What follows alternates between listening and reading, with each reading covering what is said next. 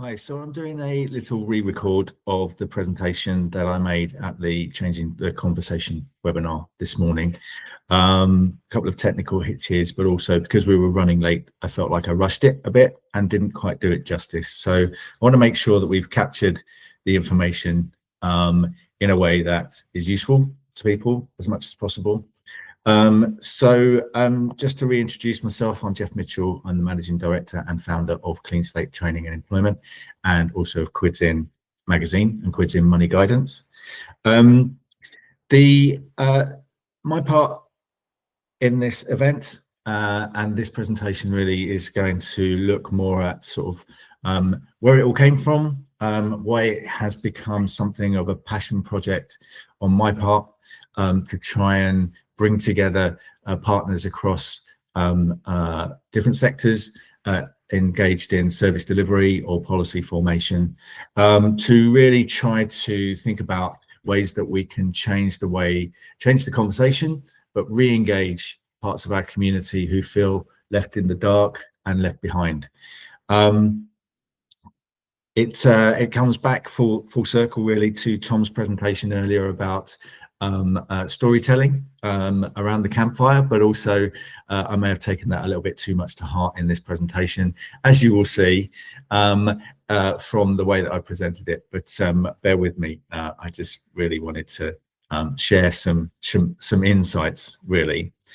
I was asked to so over the last few years, I've been producing regular blogs for our Quids In Professional Network newsletter. And one of the stories that I told was about thinking back to a school trip when I was in primary school, and how we did, human crocodile. We went 10 minutes down the road and we ended up on this estate that was the council estate where I lived. And I'm sure with some of the best intentions, the teacher was describing the sort of the history of the estate, but also, how this is where poor people live.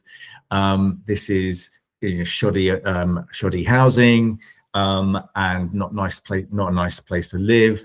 And I was stood there thinking, I can see the window to my bedroom. I feel like I've got a lot to say about this. But it really wasn't an opportunity. I felt a little bit humiliated and embarrassed and not part of that conversation and quite alienated from it.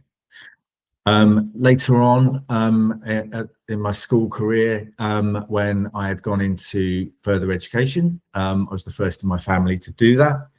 And I remember the day that I suddenly realized that almost everyone else in the room was on track to go to university. It was never questioned. It was something that people from the families of the students who were there in sixth form were automatically going to go to university. And I just thought, am I supposed to be here? That's not my plan. Maybe I should have just gone back to work. And again, it's another example of how, without saying anything, those cues are presented that kind of say, no, you're not part of this, or you're not part of this conversation.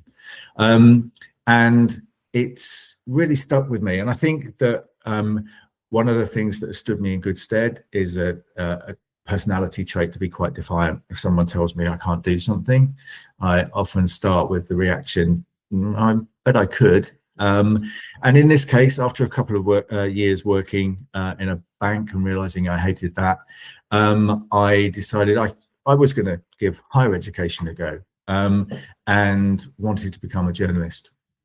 So I took that step. I remember having a small argument with my mum, who was saying, well, why would you want to do that? You've already exceeded what anyone else in the family has done. So it wasn't really with support, but it was a sense that actually I could still advance myself through that route and through university. And then when I did get to university and I was at what is now Bath Spa University, I set up a student magazine and sort of recruited some people to sort of join me in that venture. And one of the things that we were doing was campaigning on homelessness. And in turn, that led to me becoming part of the launch team of the Big Issue Southwest, and where I later became a director and then ultimately became managing director at the Big Issue in London. But when I left the Big Issue, it was to set up Clean Slate Training and Employment. The idea was to create and support employment opportunities for people facing barriers to work, inspired really by Big Issue vendors who were doing, a day's work, earning their own money, despite sometimes the worst circumstances, living under a bridge and then going out and doing a day's work and earning your own money. And it just got me thinking there must be so many sort of false barriers in the way of people getting into employment. So I set up Clean Slate to try and help them. But once I'd done that, and we were getting established in the Bristol area, it occurred to me that actually employment for people facing those barriers was part of a bigger conversation about helping people to become better off. And I got involved with the Bristol Financial Inclusion Task Force and was saying, look, yes, access to financial services should be more equal, more equitable, but part of that story should also be employment. And to be fair, they welcomed that extension of their brief. But then I got involved with those conversations about, how cash machines on those council estates, like the one that I'd grown up on, would charge to use them. That doorstep lending was the norm, and people in lower income households were less likely to know where they could get affordable credit, for example, or debt advice. Treated as more convenient would have been were the catalogues and the rent to buy furniture places like Bright House, which were just on the edge of those estates, whereas Argos or somewhere else that might be cheaper would in the long run would be further afield. And also that broadband the coverage wasn't reaching, and still doesn't reach, some rural areas where people are struggling or in financial hardship. But at the time, it wasn't a priority for those areas to be well served. And so people were kind of trapped in the poverty trap, but also trapped in terms of not receiving information. And this was 20 years ago, not receiving information and feeling and turning to sort of high cost alternatives to get by. So I thought about how I could make a contribution and how we could address that situation and try and level the playing field. Drew on my publishing experience at the Big Issue, and worked with a few publishers from the local area, notably Future Publishing based in Bath. And we took a sort of publisher's approach to creating a new magazine that would aim to go through every letterbox and every door on every council estate across the UK, helping people realise that help is out there, how debt advice works, how where affordable loans were available, how to shop around, how to get the support that's available, how benefits work as well. But we started with the consumer. So as an enterprise, we thought about who is the consumer and what do they need to know. And we took the information that was being provided or being sort of, if it was handed out anywhere, it was coming from government or local authorities or citizens' advice, for example. But then we reorganized how it was shared, made it less complex to understand, and then put it into the format of something that would be more familiar, which would look like something like a supplement to a tabloid newspaper, or like Take a Break. And so Quids In was born. We knew that landlords at the time, so 2008, had a duty of care to communicate with and involve their tenants. And they were at the time producing quarterly newsletters, and Quids In was designed to be a sort of slimline supplement that could be inserted into those newsletters. And in less than 2 years, we were reaching 250,000 plus low-income households, social tenant households. And we used celebrities on the cover, bold headlines, bright images, sometimes slightly titillating, and a kind of a call to action that sometimes appealed to people's fear of missing out. So one of my favorite stories that we ran was, 10 reasons the fat cats don't want us to be online, and then really spelling out the benefits of being online at a time when many people didn't necessarily buy into the benefits of being online in order to become better off. We also have, so come 2011, 2012, that duty of care on landlords was removed by the government.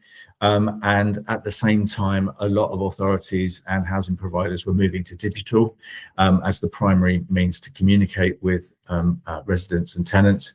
And so the sort of viability of the magazine had to be replaced with something else, and we now have our Quids in Readers Club, which works pretty much like the emails from Money Saving Expert, except that it's not for profit and dedicated to people on lower incomes. So we don't have any kind of ads or promotions for credit cards or ISAs and things like that might be less appropriate for this target audience. Does it work as well as a magazine? It doesn't sit on people's kitchen worktop or on their coffee tables.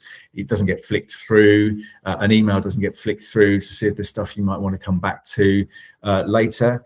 But in terms of does it work? Well, we're reaching 40,000 households through the Quids in Readers Club through the email service. And last time we ran a cost of living survey, we had about 1,100 responses, and those people told us that about 16% of people were reading something from our Readers Club emails and thinking, actually, that is something I do need to need to address with my finances. So we know that it is having an impact. We know that it is making a difference, and we can measure it more than we can with a printed publication, but it is a different prospect.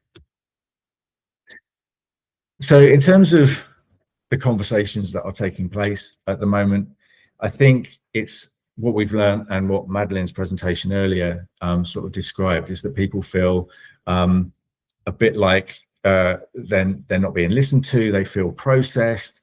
Their experiences of what is happening is less through an email they receive from the local authority, which they might be less inclined to open, especially if they owe money for council tax, for example, or from their landlord. And more about what other people like them say to them and how they share information, but also how they see, what they hear, and what they feel in their local sort of neighborhoods. And that could be, and if it doesn't look like action is being taken, as far as people are concerned, no action is being taken. And I think that's also true of people who sort of applying for housing support or whatever. If it's a no and there's no time to explain to them how prioritization works or whatever, the assumption is, oh, I've been told no, somebody else is going to get it instead. And all the kind of whispers coming from other sources of information is having, well, it's a bit like around the bigger bonfire, is having a bigger effect on people's perception of what's taking place. People select where they get information from. They do prioritize people like me in terms of, not me personally, but people like them, and are probably more suspicious or skeptical about information from institutions, for example.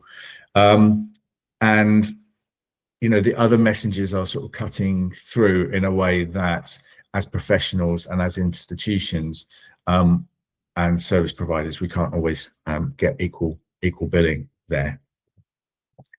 One of the things that we do at Clean Slate, and we have done since the start, is really value people who have come to us in hardship, come through our service, lifted themselves out of hardship, got all the help that they are entitled to, and then are in a position to train up.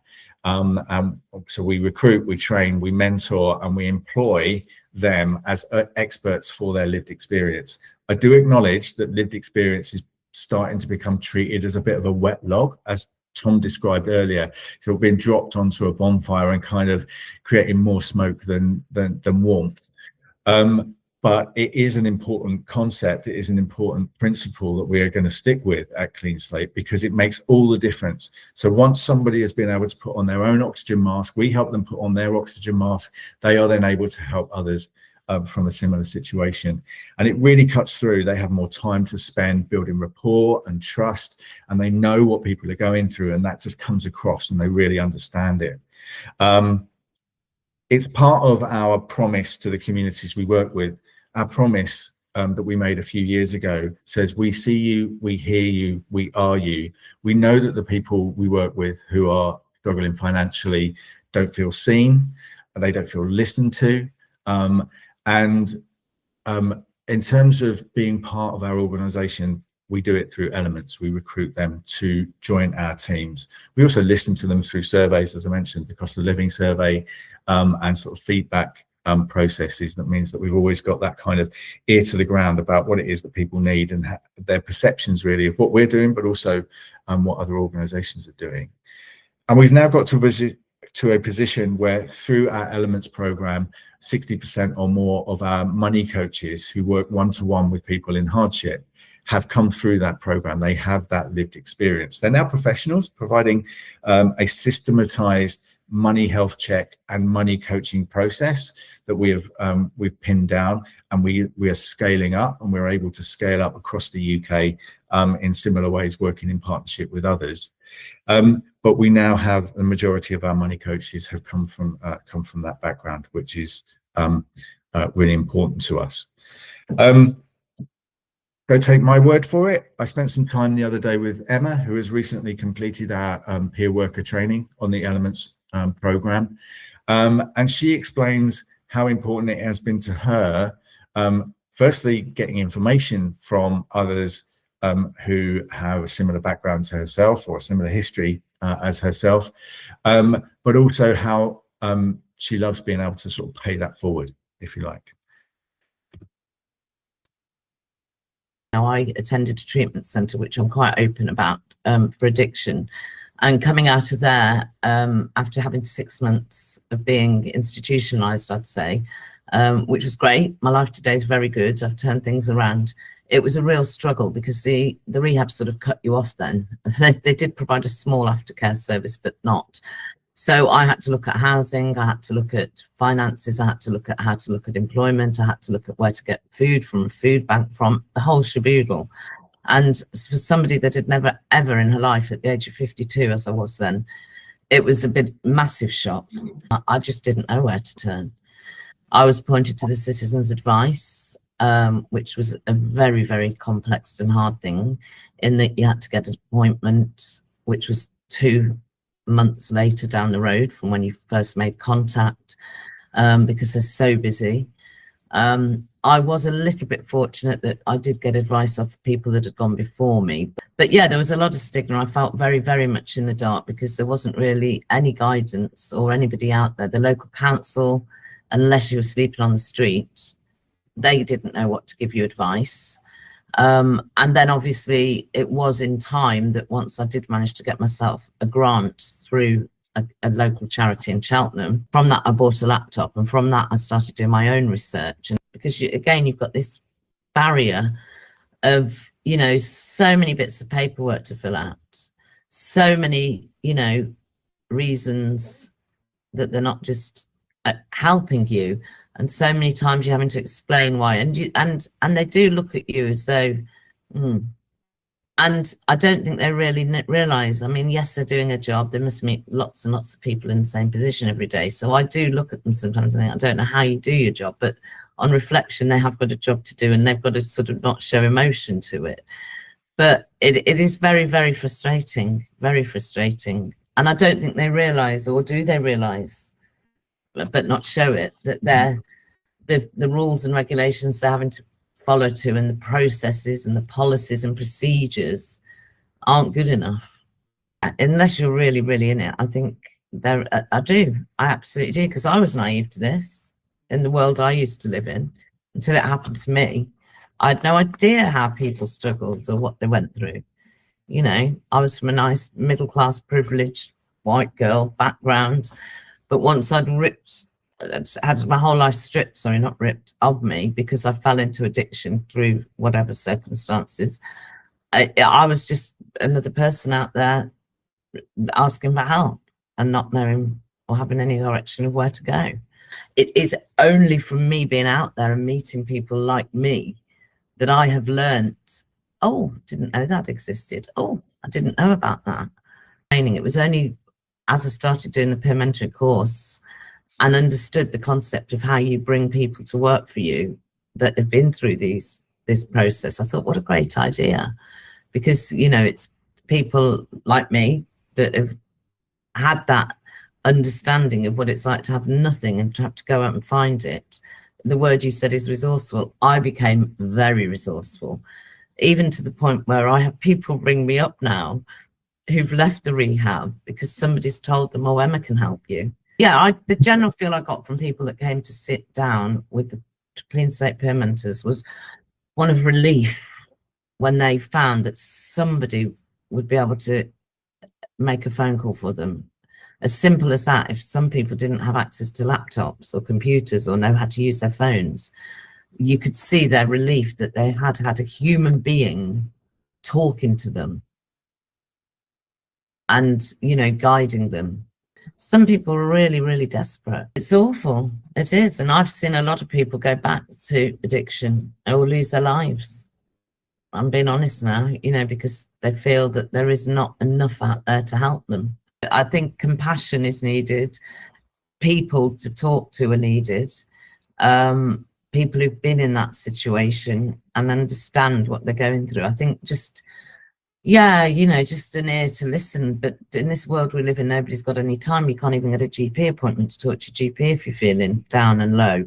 It's just such too big an area to know exactly where to pinpoint change. But I think just to start in conversations is something.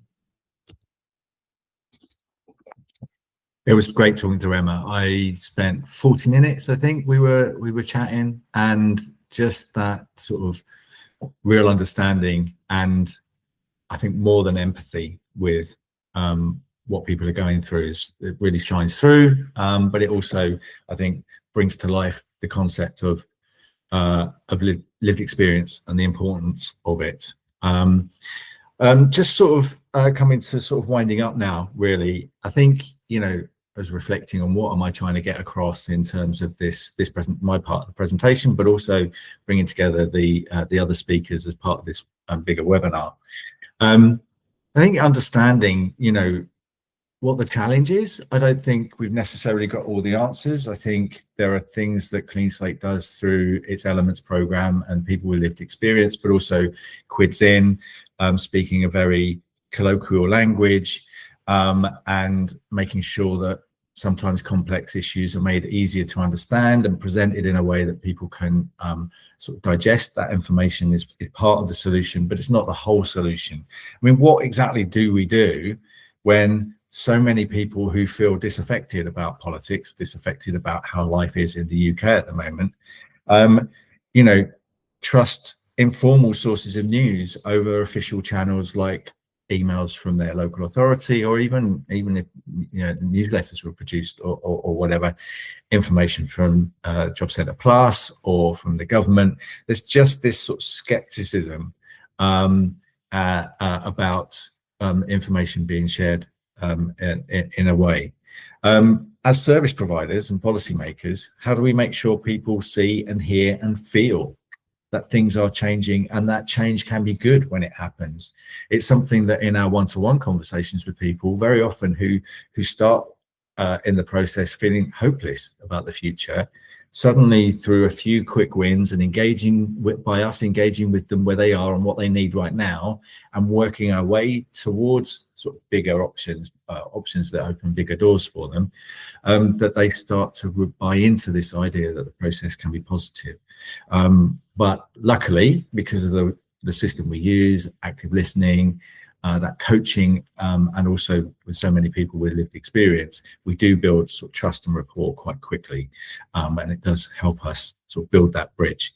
How do we stop people feeling left behind and left in the dark? You know, what are the communication options available to us? and which ones will be most effective, because someone somewhere has got the ear of these big parts of our community. How do we compete with that? And it's pretty much the same conversation I had with credit unions and debt advice agencies and local authorities when we just started Quids In. It's like they said we can't compete with doorstep lenders and, you know, and Bright House with all their marketing spend. And we came up with the idea of Quids In magazine. So there must, you know, what is the next iteration of that? So finally, then, how are we going to change the conversation? How can we all collaborate and work together and become a sort of movement, really sort of pushing back to make sure we're engaging people? As Katie mentioned, I think there is a real strong argument for treating hardship, treating economic disadvantage as a protected characteristic, even if it's only a thought exercise. You know, if we are insisting people for a maybe for an entry-level job have to come suited and booted, have to travel across a city to come to interview, and there's a cost involved, are we already working against, not, you know, against a sense of equity that, well, maybe that person will say, I just can't afford it, it's not worth it, I don't have the clothing. And I know that there are schemes and projects available to support people, but we have to think, is it necessary? Is there another way we could do this in a way that doesn't actually cost someone to get a job to become better off? I think we need to question our silence when ideas are being verbalized by the people using our services. I think we need to we need to meet people where they are and try to bring them with us, but we can't just let false assumptions, for example, about who gets a house, you know, who gets housing allocations. We have to explain how that system works. We have to be leaders. We have to show leadership in communities. We have to engage with people. It is our job. We need to, I would say, have zero tolerance on intolerance, challenging any form of intolerance within services. It's not about telling people they're wrong. I think that's part of the wrong conversation. I think it's about engaging with people and explaining how things work so that people feel more in the know about, oh, it's not because someone's been prioritized over me because of their background, it's because this is how the housing system works, for example. We need to think about cultural sensitivity. I would say that there's a lens we can use to kind of check what we're sending out and to people. We're kind of attuned to trying to be not be tone deaf when it comes to cultural sensitivity between people of different cultural backgrounds, but actually, and again, it was mentioned earlier, you know, the issue of class is a real issue, and it is continued. And you know, in the image on this slide, you can see that I'm using Google Translate to take a very bureaucratic and slightly tone deaf kind of it's an example from emails that I've seen for job seekers, and translating it into something that actually speaks to people who are more worried about keeping food on the table for their kids and keeping a roof over their head than they are in their career paths and their sort of skills portfolio and things like that. But sort of really considering language and making sure that we're not turning people off and making them feel like they're not part of this conversation in the way that I was as a kid in school, for example, on occasions. We also need to listen hard. So what Madeline was saying earlier about the community conversations, we learned so much from that. It reiterated and reinforced a lot of what we already understood anyway, but it gave us the evidence that we could then take to funders and to partners and say, and bring to this webinar to say, people need something different from us, and it is time. And so that listening is, you know, we talk about changing the conversation. A conversation is two-way, and we need to make sure we have, we're doing the listening in those conversations. We can be the bridge as a service provider, as policymakers, making sure that communities themselves and community organizations that are rooted there are key partners. they bring something that professional services and institutions or authorities can't necessarily deliver, especially to people who feel alienated from processes. And so those connections and those partnerships are essential. And also in the mix, we need to build a bridge from us to them and into specialist services. So debt advice, housing advice, so that people get the information they need in a timely way, and they don't feel like they're missing out because they're not clever enough, or they're not well informed enough, or well connected enough. We need to build those connections so that they can access the support that they need. There's also an example I would throw in here as well. I was a few years ago talking to a housing association that we were trying to place some of our job seekers into a sort of work placement, paid work placement with them. And it had been very successful. 2 individuals that we'd placed, one had got themselves out of a homelessness hostel during that time because she just felt that boost of confidence to take the next step, and another one went into full-time work, permanent work as a mental health support worker. But from the housing association's point of view, what was fed back to me was, yeah, it was good to do, we've done our bit. Basically, there's no other way to say this, our staff don't really want people like that working here. And I was like, but they're your tenants, how can this be? So I think as organizations, if we wouldn't employ people in hardship in the right role at the right time because of some kind of cultural disconnect, then there's something wrong with, I would say there's something wrong with the culture of our organization. So it's something, it's a good kind of sense check, I think, for any organizations that mean business about changing the conversation we're having with people. From our point of view, Quidzin Professional Network, we want to work in partnership with as many different partners across different communities across the UK. We have services that as I mentioned earlier, they're sort of like systematized, and we're looking to scale up, working in partnership and training up those partners to deliver those services, especially bringing elements into other organizations so that people with lived experience get a structured entry into the world of support in the communities they come from. Come to more of our webinars, read our Professional Network newsletter each month. There is so much more we can do together, and we can be more than the sum of our parts by collaborating and finding ways to really try to engage people who feel left behind and left in the dark. And ultimately, let's just start changing the conversation and trying to push back and then win back the trust, the goodwill, the faith of the communities that feel like they need to turn elsewhere for those conversations. Those people who've gone to the big burning bonfire instead of the storytelling fireplace that we wanted to establish all along. Thanks for listening.